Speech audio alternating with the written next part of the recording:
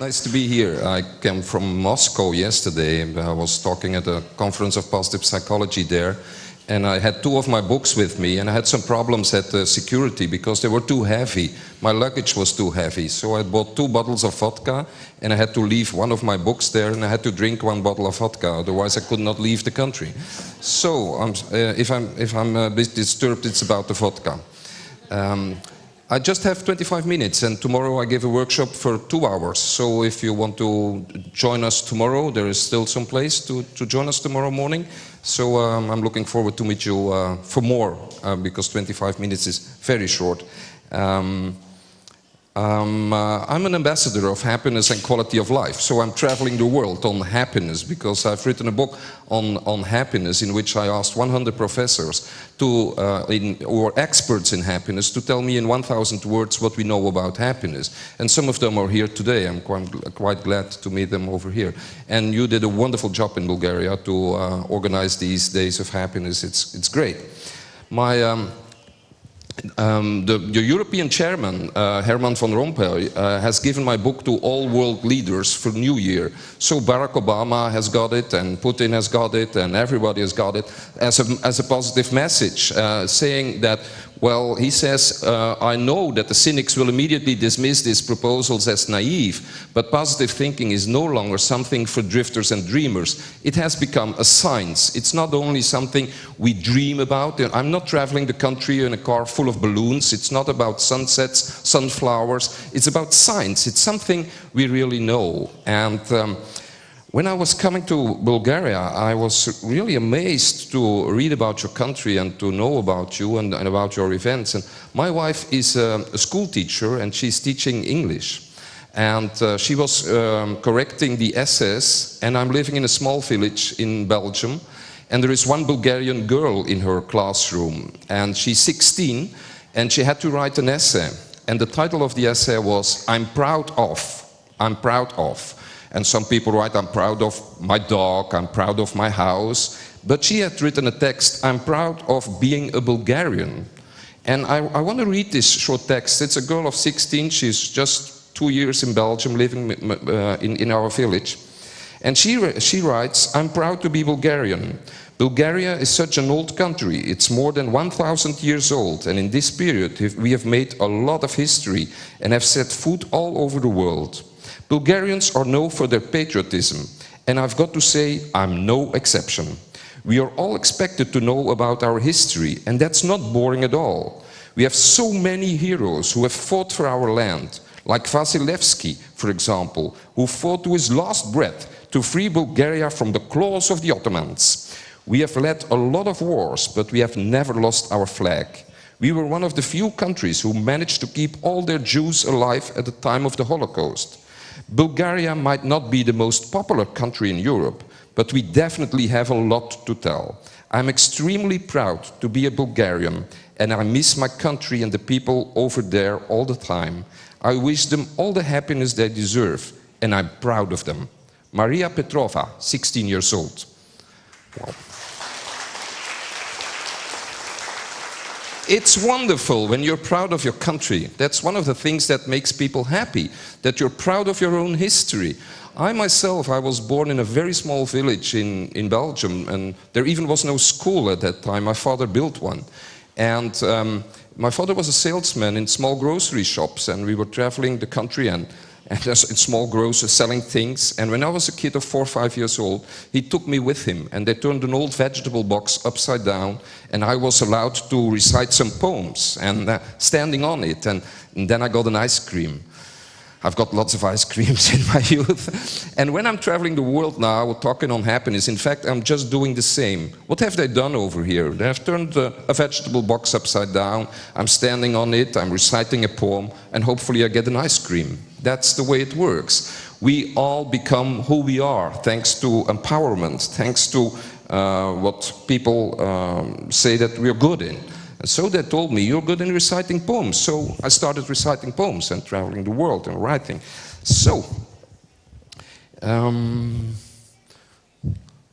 the world has changed dramatically. We are not living in a 2D world, we're living in a 3D world. Everything has become very, very complex. The national newspaper in Belgium asked me to choose the picture of the year, and I've chosen this one. It's a shepherd in China, and his dog is dead, but he doesn't have enough money to buy a new dog. So he found a poster with a wolf on it, and he's running with the poster with the wolf behind the sheep, and the sheep are running around. And, well, in fact, this is our world. We are the sheep. And the paper wolf is the media, the newspapers, the journals. They make us afraid. They really make us afraid. We are living in a world full of fear. And newspapers, journals make us all the day more and more afraid. If we would change the word fear into the opposite. Do you know what the opposite of fear is? The opposite of fear is hope. Don't live a life led by fear, but choose for hope. And that's quite something else. And we all have the chance to do so, to live in a world full of hope. And I don't like that song, Don't Worry, Be Happy. It's not about that kind of things, don't worry, be happy. I changed it and I made buttons all over saying, do worry, be happy. Something is going wrong. Something is going wrong in the world, everywhere, and we have to take care of it, be very careful, but that doesn't mean that we can't be happy. There are more optimists in the world than pessimists, but the pessimists make more noise. So why don't we change that? We are the optimists and make more noise then from this moment on. Pessimists are still living in the holes and the caves of prehistory. Only the optimists came out and discovered the fire. We are all kids of the optimists, so let's go for that. And active citizens all over the world are taking their responsibility. We are changing very, very fast, and we are not living in a globalized world, but in a localized world. That means that it is local in character and global in spirit. So if we change things, think about that. Think about the world, but also about your own character. Don't lose that. And remember the girl, the Bulgarian girl, saying, to be proud of her identity. And young people are taking it over everywhere. And if we want to change something, we will have to take care of the three-step model. And when we're changing things, we should start with our identity. Who are we? Then we have to reflect on our identity, and finally we can take our responsibility. But it starts with identity. Who are we? Reflecting on that and taking our responsibility. Now, it's not a problem that there is not enough information. There's lots of information. Internet has changed our world dramatically. There's lots and lots of information. The problem is not that we don't have information, we lack inspiration. So I invented a new word that's called infospiration. Let's inspire people based on information, based on knowledge, based on science. We should inspire people. The internet is full of information, but people lack trustful lighthouses in society. They lost their way, they lost their compass. So when you're doing this kind of things in Bulgaria, you can become the people who really are trustful lighthouses for other people, thinking what are the real priorities. The United Nations have, for the first time in history, they have published a World Report on Happiness last month, 2 months ago. A World Report on Happiness. And it's in the United Nations. We have seen that we have all become richer, but we have not become happier. So, what's the reason to get rich if you don't get happier? We can change that. And it's not only about the gross national product, it's also about gross national happiness. And that's nothing that's stupid. We can really talk about that. Because we are social animals. We will never change something when we are on our own. We really need other people. The basic thing in happiness research are these two words. Other people. It's not about things, it's about people. It's not about me, it's about the others. Other people are the most important thing that we can experience. And then the problem is that we have to dare to dream. Start dreaming. Don't lose your dream. We don't dare to dream anymore. So please allow yourself to dream. And what is a target? A target is a dream and you add an action to it. You start acting. You add a verb to a dream. Please start with a dream. And these days of happiness in Bulgaria are really the first thing you can do. Start with a dream, a big, big dream, and add your verbs to it and come into action. And that's what you're doing, and that's great. We make each other happen. You make me happy, but you also make me happen. We make each other happen. It's thanks to you that I'm changing, and it's thanks to me that you are changing. So we make each other happen. There's one of the professors who explained me that what is the difference between an optimist and a pessimist? When I talk to you in 5 minutes, I know whether you are an optimist or a pessimist. There are green buttons and red buttons in society. The green buttons are the optimists, the red buttons are the pessimists. Well, what is the difference? The red buttons are talking about themselves, about the past, and about problems. The green buttons are talking about us, the future, and solutions. This is what is important. If you listen to someone and he's only talking about himself, the past and problems, it's a pessimist. If you talk to someone who is talking about we, us, the future and solutions, he's an optimist. So please connect the green dots in society and the red dots will become irrelevant. When you're surrounded by pessimists, you become a pessimist yourself. When you're surrounded by optimists, you become an optimist. And optimism and pessimism works like a virus. It's contagious. It's like a virus. So spread the good virus, and then the pessimists will become irrelevant, in fact. And you can do that in schools, in organizations, at your work, in society. When you see, for instance, the publicity knows very well. When you know Coca-Cola, for instance, they have the best psychologists. They have lots of money to pay them. And they know that the past slogan of Coca-Cola has always been enjoy Coke, enjoy. This is sex, drugs, rock and roll. But they know that this was from the past century. They have changed their slogan worldwide, and they have discovered that it is not about pleasure. It's not about enjoyment. They have found out two new words that make us drive. And these are these two new words: hope and happiness. So they made a new slogan worldwide, and it's called Open Happiness. And you hear the word hope and you hear the word happiness in it. In fact, you open a bottle of sugar water, but they make you believe that you open happiness. That's how they try to sell things. And the slogan of positive psychology is think positive, think positive. Do you know what Lipton iced tea has done? This is their new slogan. Drink positive. How can you drink positive? This is impossible. They've stolen the slogan think positive to make us believe that you can buy happiness, that you can buy things just by buying Lipton iced tea. Well, it doesn't work like that. Quite a lot of people tell me that happiness doesn't sell. I did some interviews, quite a lot of interviews, and journalists always say, well, it's hard to do because happiness doesn't sell. Do you know what is the best sold meal in the world? Happy Meals. Don't tell me that happiness doesn't sell. This kind of publicity knows that very well. It's always smiling. Would you buy the product if it would look like that? You wouldn't buy it. This is the reason why watches all over the world are always pictured at 10:10.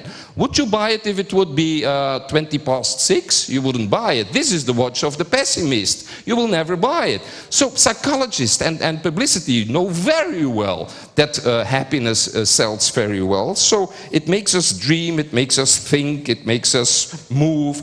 So let's learn from that. And the only thing that will inspire people is passion.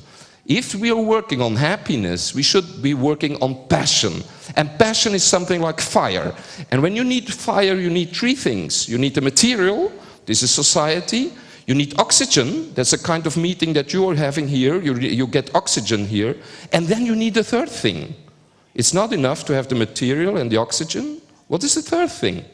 It's a spark. You need a spark. And everybody of you can be a spark for his own family, his own neighbors, his own organization, his work, his school, the society. We can be the positive sparks, and that's the aim. That's what we should do. And when you want to change things, and you are all into change, you all want, there is some reason why you're here this morning, that you spent your morning sitting on a chair. You want to change something. Well, if we want to change something, you have to take care of the 3 C's that are very important when we're talking about active citizenship. That is a challenge. We should be challenged, We should have the capacity and we should have the connection. It's not enough to challenge people. We also have to give them the capacity, the knowledge, the attitude, the skills. And we have to feel connected. We will never change something on our own. So they're doing a great job trying to connect all these people in this room and stay connected and challenge other people and grow with your capacity. And then these three C's will form the fourth C in the middle, and that's the context. The context is different in Bulgaria, in New York, in Belgium, and in schools, in rural areas or in cities. But if you take care of the context and you know that you can inform people based on knowledge, you come to reflection and you come into action. But finally, the most important thing is that we have to want to. This is the irrational aspect of change. It's not that we don't know what to do, we don't do what we know. I'll repeat that, then you can write that down, Vanessa. Is that okay? It's not that we don't know what to do, we don't do what we know. That's the thing. We know what the priorities are. We know that the most important thing in our life is our family, our friends, our relationship. It's not about money, it's about relationships. We know what to do, but we don't do what we know. And so talking about change, we have a lot of work to do, and you can be inspired to do so. And when I was in Nepal, in India, do you know that word namaste? It means hello in Nepal, in India. It means hello. But when an American says hello, hello doesn't mean anything. When an Indian says, or a Nepali says namaste, that means three things. I bow for the God in you. That means I've seen you, there is something positive in you, and I bow deep for that. That's the thing. When we should say that 100 times a day, teachers to kids, kids to the parents, people on the street, I've seen you, there's something positive in you, and I bow deep for that. Wow, we can get another society. So please, try to walk around like that, saying namaste and seeing the good things in people, and then we can make it a switch in things we can do. If you want to make a switch, and you all want to make a switch, and you are all working in societies and groups of biotopes who can make a change and a switch, try to give positive interventions that are strong, warm, interactive, transparent, creative, and full of hope and humor. Don't lose the fun. If we will lose the fun, do you think the pessimists will come for the fun? We'll have the fun. The optimists should have the fun, should be full of hope, creativity, and humor. That's our message to do so. There has never been built a statue for a pessimist. So, let's go for that. And spread the news. It's contagious. It's like a virus. And we cannot always change reality, but what we can change is the attitude. It's the way we look at reality. There was a grandfather coming to me in the Netherlands some weeks ago after a lecture. And he said to me, well, he said, I'm a grandfather. And I have 8 grandchildren. And he showed me a picture of a girl of 13 years old. And he said, and this is my favorite grandchild. She's my favorite grandchild. She's born blind. But when I walk around with her, in the city or in the woods, I hear more, I smell more, I see more, I feel more. She's born blind, but she's become the pearl of our family. Well, that guy has discovered the way it works. He cannot change reality. The girl was born blind. Okay. But he can change the way he looks at reality and see what he can learn from her. And that is the thing we can all do. And the only thing that we need, in fact, when we are talking on happiness and on positive thinking, is this thing. This is the last thing I'm going to tell you. And this is the most important thing you will need when you're going to change our lives. It's a telescope. And when you have a telescope, you have the opportunity to focus. And what you focus on is what you get. If you focus on the problems, you get the problems. If you focus on the smile, you get the smile. If you focus on the solutions, you get the solutions. Words create worlds. So if you focus, what do pessimists do? Pessimists focus on everything that can go wrong. And paralyzed by fear, they even don't come into action. Optimists focus on things at the horizon that are adventurous, that are wow, look at that. And they know there are problems, but you know a telescope has this unbelievable characteristic that you also can turn it around. And that obstacles that seem to be very big obstacles can be small obstacles as well. That's the way you look at it. Pessimists focus on who they are. Optimists focus on who they might become. To the man with a hammer, everything looks like a nail. To a man with a telescope, everything looks like something that can be seen from a new perspective. I wish you a very, very good telescope in the rest of your life. Thank you very much.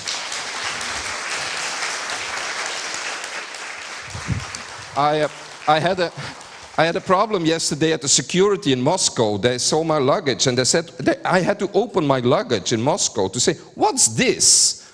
They said, it's a telescope. Okay, they said, okay. It's dangerous for the Russians to have a telescope.